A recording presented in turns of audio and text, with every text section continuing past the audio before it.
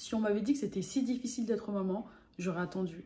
J'aurais attendu le bon moment, j'aurais attendu la bonne personne, j'aurais attendu tout simplement. Parce qu'en fait, il n'y a pas à être pressé. J'ai été maman tellement jeune. J'ai été maman à 22 ans. Tu te rends compte? 22 ans. Avec du recul, je me rends compte que j'étais un bébé, que je sortais de l'adolescence, que je commençais à vivre, tout simplement. Eh ben non, à 22 ans, je me suis retrouvée comme ça, avec un bébé sous la main. Et encore plus, j'avais rien à lui apporter. C'est-à-dire que j'étais encore à l'école, j'avais pas fini mes études, j'avais pas de diplôme, j'avais pas de connaissances, j'avais rien du tout. La seule chose que j'avais, c'était, j'avais déjà pris mon indépendance, j'étais déjà partie du cocon familial, du coup j'avais pris mon appartement. Et ça, c'était la seule chose positive. Parce qu'en fait, avec le recul, je me dis, c'est pas joli d'être enceinte et d'imposer à tes parents de venir chez eux avec ton enfant. Après, dans quelques cas, si tu n'as vraiment pas le choix, tu le fais. Mais moi, dans mon cas précis, c'était pas le cas. Et heureusement. Je ne vous cache pas que ça a été dur, les filles. Je ne vous cache pas qu'il en faut beaucoup du courage. Et il en faut encore plus quand tu fais un enfant avec la mauvaise personne. Mais qu'est-ce que tu apprends? Qu'est-ce que tu évolues? Qu'est-ce que tu te bats?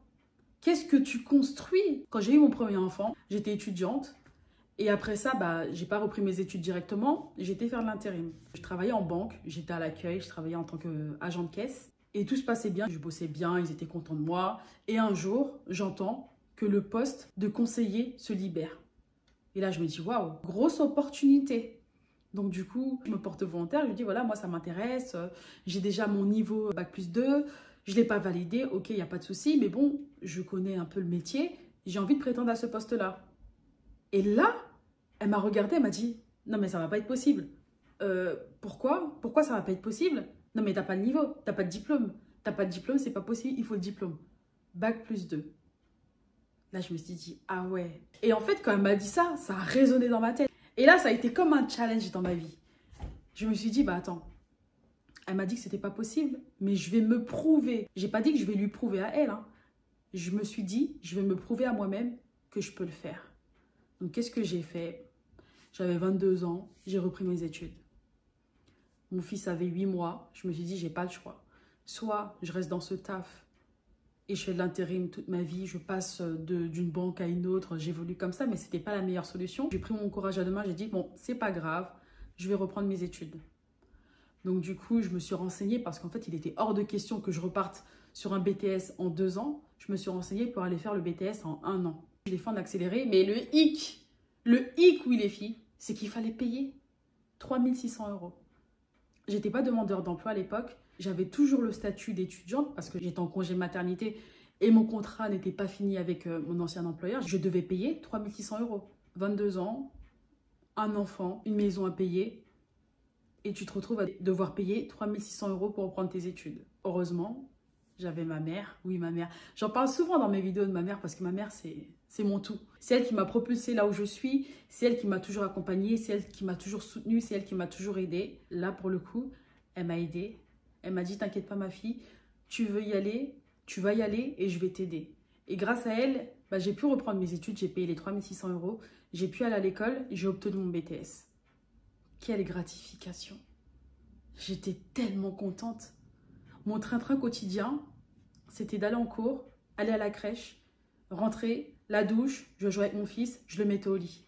Et tout ça du lundi au vendredi. Samedi, dimanche, il fallait gérer la maison, il fallait gérer le petit. À l'époque, je me rappelle, j'avais même pas de voiture. Donc, comment te dire que c'était très compliqué?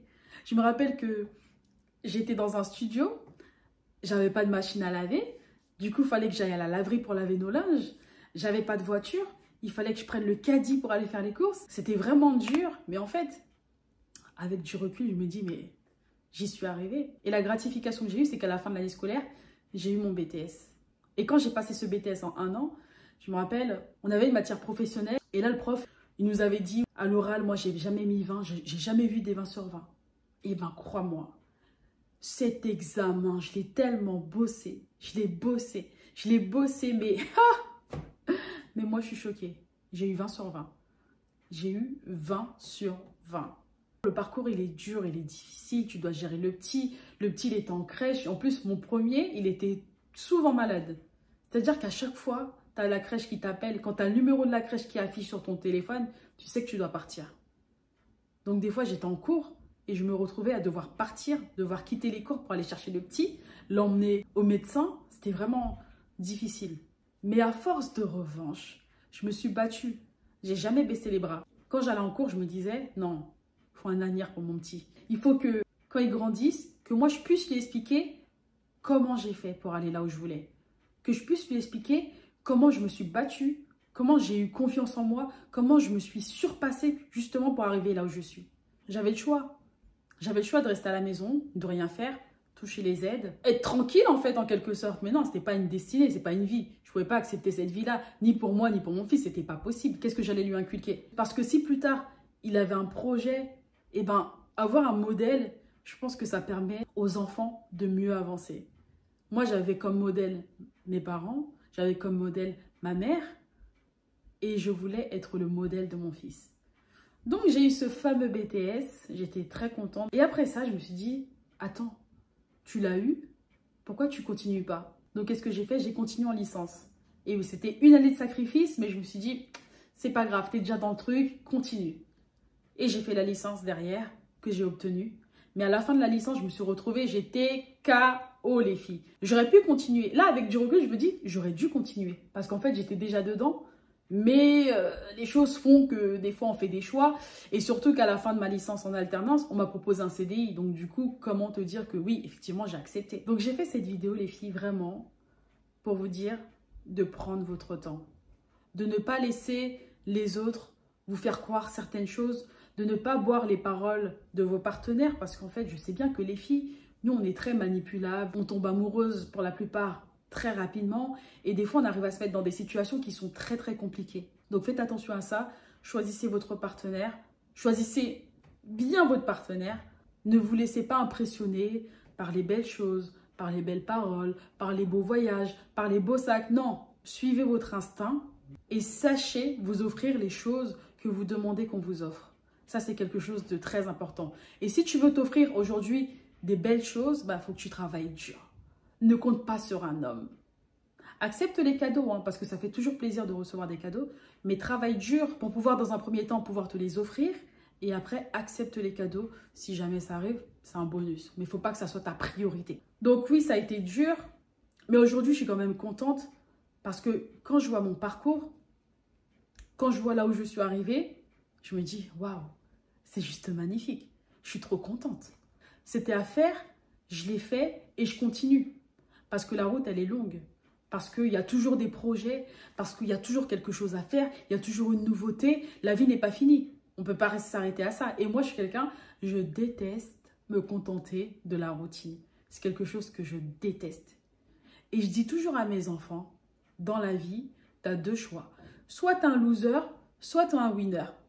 Donc si tu veux un loser, bah, pas de souci, tu fais rien du tout. Tu seras un loser. Mais si tu veux être un winner, fais très attention parce qu'autour de toi, il y en aura d'autres qui voudront être winners. Donc, dans ces winners, il faut que tu sortes du lot, il faut que tu sois le meilleur pour aller chercher ce que tu veux. C'est possible et c'est accessible à tout le monde. C'est vrai que des fois, je me dis, je suis un peu dure avec eux, mais j'ai tellement envie qu'ils se surpassent. J'ai pas envie qu'ils restent dans une zone de confort. Parce que moi, je ne suis pas restée dans ma zone de confort. Je veux qu'ils aillent là où ils veulent aller, mais avec la force, avec la persévérance, avec la motivation et surtout la discipline. La discipline. Parce que sans discipline, il n'y a pas de motivation. Mais les filles, c'est quand même dur d'être maman. C'est comme... Je pense que c'est quand même archi dur. Même si, tu sais, en étant plus jeune, ma mère, elle m'avait toujours dit, oui, tu sais, quand tu vas avoir des enfants, tu vas voir, ça va être très compliqué, il va y avoir ça, il va y avoir ça. Mais bon, quand les parents nous parlent comme ça, on est toujours, oui, maman, t'inquiète, t'inquiète. Mais en fait, t'avais raison, maman. T'avais raison, maman. C'est dur d'être maman. Mais je suis quand même satisfaite parce qu'en fait, je me dis que tout ce que je fais aujourd'hui, je le fais pour eux. Peut-être que s'ils n'auraient pas été là, j'aurais pas fait tout ça. Je ne me serais pas autant battue. J'aurais pas repris mes études. J'aurais pas eu la détermination de créer des business à côté. Aujourd'hui, je suis fière de pouvoir me dire, je suis une maman satisfaite. Je suis une maman épanouie. Je travaille pour quelque chose. Je crée un empire pour quelqu'un, pour eux.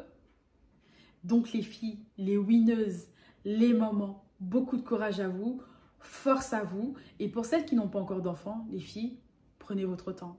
Il n'y a pas d'urgence, il n'y a pas de règle. Ça ne veut strictement rien dire. Allez à votre rythme. Soyez heureuse, soyez épanouie et soyez prête surtout. Ne vous précipitez pas dans les choses sans les connaître. Voilà les filles. J'espère que cette vidéo vous a plu. C'est un petit peu de moi, un petit peu de ma vie que je partage avec toi aujourd'hui. Et j'espère que ça t'a fait plaisir. Sur ce, je te dis, prends soin de toi. Je te dis à la semaine prochaine et je te fais des gros bisous. Ciao!